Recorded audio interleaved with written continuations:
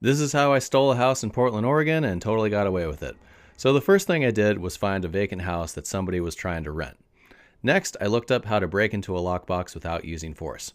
Thanks, YouTube. Next, I forged some documents. This made it look like I had a lease agreement, and I called the utility companies and had the utilities put in my name. I'm not going to pay them, but they don't know that. When the owner showed up, I politely explained that this was my house now and they need to leave.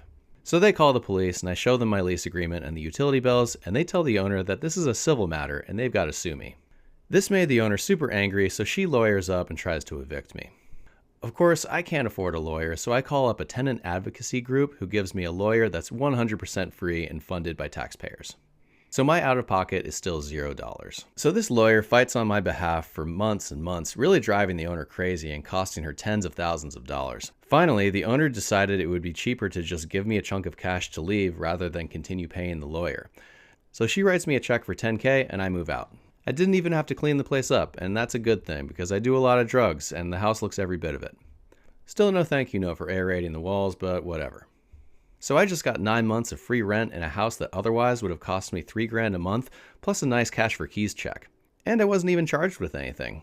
I always thought that stealing was wrong, but it turns out if you steal a house, it's not even against the law here. So this couldn't have worked out any better. Thanks, Portland.